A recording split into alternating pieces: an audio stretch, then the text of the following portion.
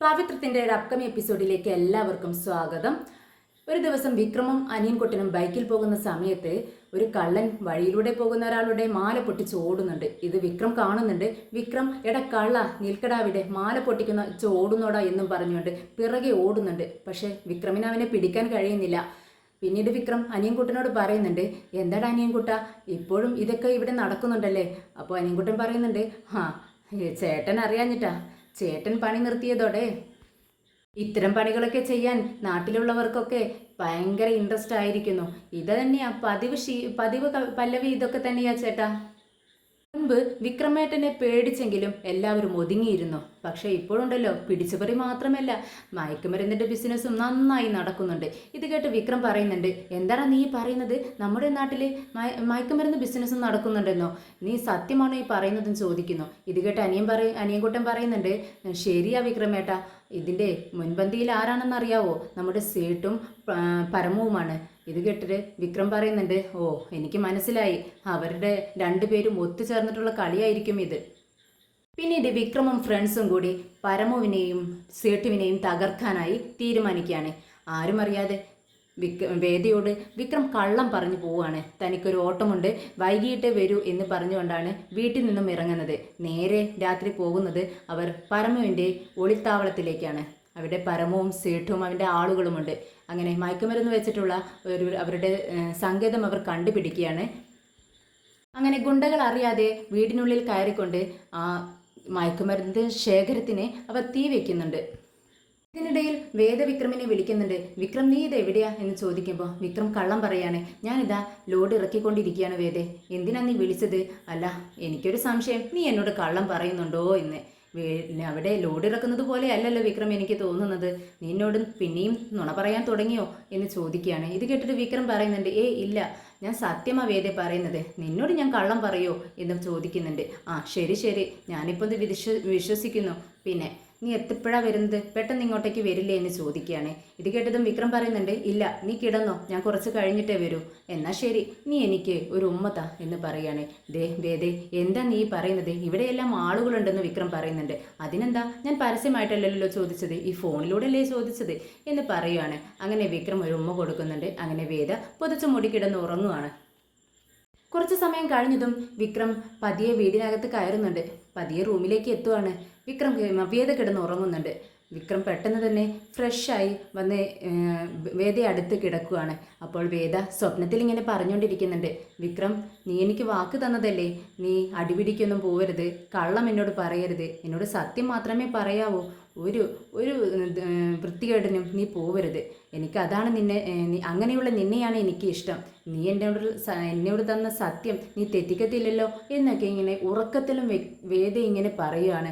അങ്ങനെ എന്തെങ്കിലും സംഭവിച്ചാൽ പിന്നീട് ഒരിക്കലും നിന്നോട് എനിക്ക് ക്ഷമിക്കാൻ കഴിയത്തില്ല എന്നൊക്കെ വേദ ഉറക്കത്തിൽ പറയുന്നുണ്ട്. ഇത് കേട്ട് വിക്രമിന് ഒരുപാട് വിഷമം തോന്നുവാണ്.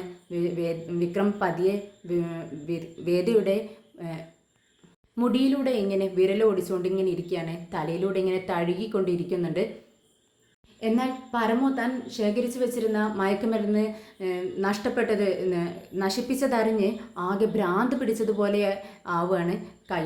കണ്ണിൽ കണ്ട സാധനങ്ങളെല്ലാം വലിച്ചെറിഞ്ഞുകൊണ്ടാണ് അവൻ്റെ ദേഷ്യം തീർക്കുന്നത്. എന്നിട്ട് പറയുന്നുണ്ട്, എനിക്കറിയാം ഇത് അവൻ്റെ പണിയാണ്, ആ വിക്രമിൻ്റെ പണി. ആദ്യം അവനെ ഇല്ലാതാക്കണം, എങ്കിൽ മാത്രമേ എനിക്ക് ബിസിനസ് ഈ നാട്ടിൽ തുടർന്നു കൊണ്ടുപോകാൻ പറ്റത്തുള്ളൂ. ഞാൻ എന്തായാലും അവനെ കാണിച്ചു കൊടുക്കാം, ഞാൻ ആരാണെന്ന് അവനെ പഠിപ്പിച്ചു കൊടുക്കാം എന്നും പറഞ്ഞുകൊണ്ട് ഒരുപാട് ദേഷ്യപ്പെടുന്നുണ്ട്. പതിവ് പോലെ രാവിലെ തന്നെ വിക്രം എഴുന്നേറ്റ് ഫ്രഷായി പുറത്തേക്ക് ഇറങ്ങാൻ വേണ്ടി നിൽക്കുവാണ്. തൻ്റെ വണ്ടി എടുത്ത് പുറത്തേക്ക് പോകുന്നുണ്ട്. ഒരു ലോഡുണ്ടെന്ന് പറഞ്ഞിട്ടാണ് പോയത്. അതുപോലെ തന്നെ ലോഡെല്ലാം ഇറക്കി വരുന്ന സമയമാണ്. അങ്ങനെ വഴിയിൽ ഒരു ചായ കുടിക്കാൻ വേണ്ടി നിർത്തുവാണ് വിക്രം. പതിയെ ചായക്കടയിലേക്ക് പോകുന്നുണ്ട്. എന്നാൽ വിക്രം കാണാതെ വിക്രമിൻ്റെ പിറകെ ഒരു ബൈക്കിൽ 2 പേര് വന്ന് വിക്രമിൻ്റെ വണ്ടിയിൽ ഒരു കവർ ഒളിപ്പിച്ച് വെക്കുകയാണ്. വിക്രം ഇത് കാണുന്നില്ല. വിക്രം പതിവ് പോലെ ചായ എല്ലാം കുടി കഴിഞ്ഞ് കാശെല്ലാം കൊടുത്ത് വണ്ടിയിൽ കയറുവാണ്. വണ്ടി ഓടിക്കൊണ്ടിരിക്കുന്ന സമയത്ത് കുറുകെ നമ്മുടെ ദർശനും പോലീസ് ASI ആണ് നമ്മുടെ ദർശൻ, അവനും അവൻ്റെ ആളുകളും ചേർന്ന് വണ്ടിക്ക് ക്രോസ് ആയി അവരുടെ വണ്ടി കൊണ്ടുവന്ന് ഇടുന്നുണ്ട്. അങ്ങനെ വിക്രം അതിൽ നിന്നും ചാടി ഇറങ്ങുവാണ്. എന്താ ദർശൻ സർ എന്താണെന്ന് ചോദിക്കുന്നുണ്ട്. അത് എനിക്ക് നിൻ്റെ വണ്ടി ഒന്ന് സെർച്ച് ചെയ്യണം എന്നുണ്ടെങ്കിൽ നിന്നെ അറസ്റ്റ് ചെയ്തിട്ടാണോ വേണ്ടത് അതോ നീ അനുവദിക്കുന്നോ എന്നൊക്കെ ചോദിക്കുന്നുണ്ട്. അതിനെന്താ സാർ, സാർ സെർച്ച് ചെയ്തോളൂ, എന്താ കാര്യമെന്ന് വിക്രം ചോദിക്കുന്നുണ്ട്. അത് നിന്റെ വണ്ടിയിൽ മയക്കുമരുന്ന് ഒളിപ്പിച്ച് കടത്തുന്നുണ്ട് ഇവിടെ നിന്നും എന്ന് എനിക്ക് വിശ്വസനീയമായ ഒരു സ്ഥലത്ത് നിന്നും അറിവ് കിട്ടിയിട്ട് ഇൻഫർമേഷൻ കിട്ടിയിട്ടുണ്ട്. അത് അന്വേഷിക്കാൻ വേണ്ടി ഞാൻ വന്നതാണെന്ന് പറയുവാണ്. അങ്ങനെ വിക്രം ഒരു മടിയും കൂടാതെ, എന്താണെന്ന് വെച്ചാൽ വിക്രമിനറിയാം താൻ ഒന്നും കടത്തുന്നില്ലെന്ന്. അതുകൊണ്ട് തന്നെ അങ്ങനെ ഒരു വിശ്വാസത്തോടു കൂടി തന്നെ വിക്രം വന്നോളൂ, അതിനെന്താ പ്രശ്നം, എൻ്റെ വണ്ടി ഇതാ കിടക്കുന്നു, എവിടെ വേണമെങ്കിലും ചെക്ക് ചെയ്തോളൂ, ഞാൻ അങ്ങനെ ഒരു തെറ്റും ചെയ്യത്തില്ല എന്ന് ഉറച്ചങ്ങ് പറയുവാണ്. അങ്ങനെ പോലീസുകാർ വണ്ടിയുടെ ഫ്രണ്ടിലും എല്ലാം തിരയുന്നുണ്ട്. പക്ഷെ ഒന്നും കിട്ടിയില്ല. വിക്രം പറയുന്നുണ്ട്, ഇപ്പം മനസ്സിലായില്ലേ സാറേ, ആരോ കള്ള ഇൻഫർമേഷൻ തന്നതാണ്. ശരി നോക്കട്ടെ, എന്തായാലും പിറകിൽ വശലും കൂടി ഒന്ന് ചെക്ക് ചെയ്യൂ എന്ന് പറഞ്ഞ് പോലീസുകാർ വണ്ടിയിലെടുത്ത് കയറി എല്ലായിടും ചെക്ക് ചെയ്യുന്ന സമയത്ത് ഒരു ബോക്സിന് ചുവട്ടിൽ ഒരു കവർ ഇരിക്കുന്നത് കാണുവാണ്. അതിൽ നോക്കുന്ന സമയത്ത് കുറച്ച് വൈറ്റ് കളറുള്ള പൗഡറാണ് കിട്ടുന്നത്. ഇത് കണ്ടതും നമ്മുടെ വിക്രം അങ്ങ് ഞെട്ടിത്തരിച്ച് നിൽക്കുവാണ്. ഒരിക്കലും വിക്രം പ്രതീക്ഷിക്കാത്തൊരു സംഭവമാണ് നടന്നിരിക്കുന്നത്. ഇത് കണ്ട് പെട്ടെന്ന് തന്നെ പോലീസുകാരൻ്റെ കയ്യിൽ നിന്നും ആ കവർ വാങ്ങി നമ്മുടെ ദർശൻ മണത്ത് നോക്കുന്നുണ്ട്. ദർശനം കാര്യം പിടികിട്ടുവാണ്.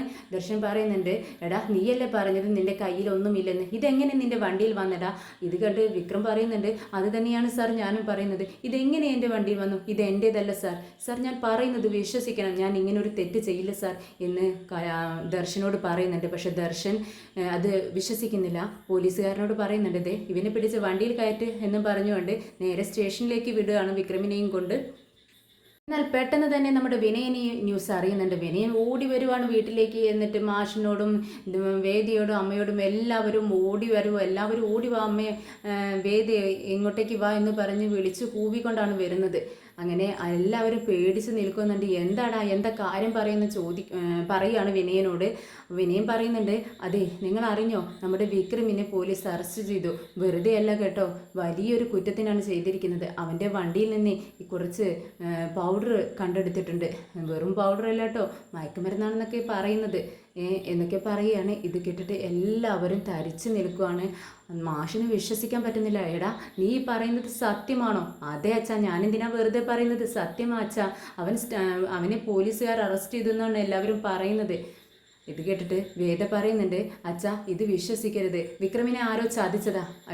അവൻ എന്നോട് പറഞ്ഞിട്ടുണ്ടായിരുന്നു നാട്ടിൽ കുറച്ച് കള്ളത്തരങ്ങളൊക്കെ നടക്കുന്നുണ്ടെന്ന്, കുട്ടികളും ഉൾപ്പെടുത്തിക്കൊണ്ട് ഇത്തരം ബിസിനസ്സുകളെല്ലാം നടക്കുന്നുണ്ടെന്ന് അവൻ പറഞ്ഞിരുന്നു അച്ഛാ, അവനെ ആരോ ചതിച്ചതാ എന്ന് പറയാണ്. അപ്പോഴേക്കും നമ്മുടെ കമലാമ്മ നെഞ്ഞത്തടിച്ച് കരയാൻ തുടങ്ങിയിരിക്കണു. എൻ്റെ മകനെ ഇങ്ങനെയൊരു തെറ്റ് ചെയ്യത്തില്ല, എനിക്കത് ഉറപ്പാണ് എന്നും പറഞ്ഞുകൊണ്ടാണ് കമലാമ്മ കരയുന്നത്.